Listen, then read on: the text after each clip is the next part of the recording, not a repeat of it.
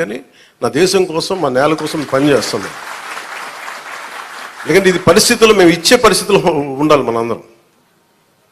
అలాగే ప్రతిసారి ప్రతి గవర్నమెంట్ ఉద్యోగులకు సంబంధించి కానీ, పోలీస్ శాఖకు సంబంధించి కానీ, వాళ్ళు టీఏలు, డిఏలు, రిక్రూట్మెంట్, ఇవన్నీ చాలా కష్టసాధ్యమైన సమస్యలు. ఇవన్నీ చెయ్యాలి, యాక్చువల్ బాధ్యత ప్రభుత్వాలకి.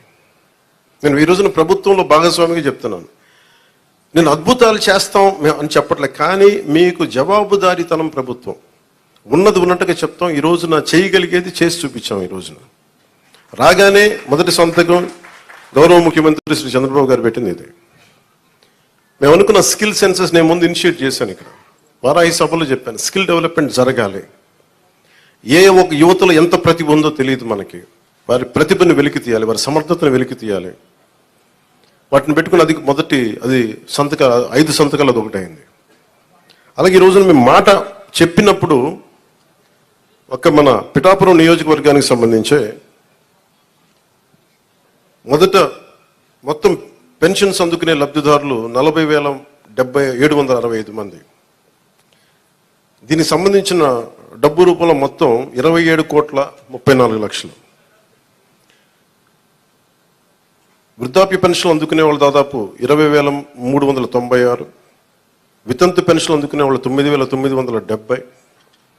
దివ్యాంగులు పెన్షన్ తీసుకుని 4,819. మత్స్యకారులు 1,498. చేనేత కార్మికులకు సంబంధించిన 997.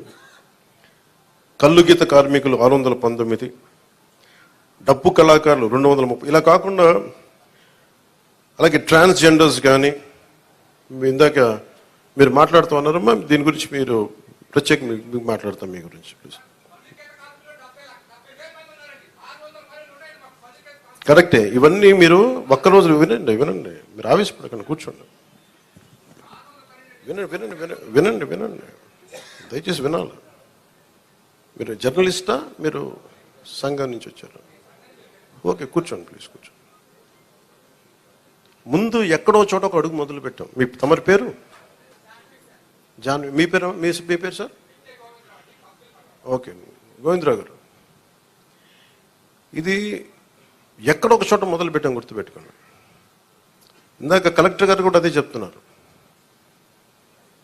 ప్రతి ఆల్టర్నేట్ వీక్ నేను వచ్చి పిఠాపురంకి వచ్చి కూర్చుంటాను. అవి ఏవైతే ఉన్నాయో అవి ఇవ్వండి ఖచ్చితంగా. దీంట్లో కూడా చాలా ఛాలెంజెస్ ఉన్నాయి. గత ప్రభుత్వం కూడా అర్హత లేని వాళ్ళని పెట్టారని, అర్హత ఉన్న రకరకాల కామెంట్స్ ఉన్నాయి. వీటన్నిటికీ కలెక్టర్ గారు వీళ్ళందరూ సలహాలు ఇచ్చేది ఏంటంటే, కేంద్ర క్యాబినెట్కి ఇచ్చేవాళ్ళు, మనం రాష్ట్ర క్యాబినెట్కి చెప్పమంటుంది ఏంటంటే, ఒక రీసర్వే కూడా జరిగితే చాలా మంచిది దీని మీదని. ఖచ్చితంగా కలెక్టర్ షాన్ మోహన్ గారు చెప్పిన ఈ సలహాని రాష్ట్ర క్యాబినెట్ ముందు ఖచ్చితంగా గౌరవ ముఖ్యమంత్రి చంద్రబాబు గారి దృష్టిలో కూడా పెడతాం. అది కేంద్ర క్యాబినెట్లో, రాష్ట్ర క్యాబినెట్లో మేము చర్చ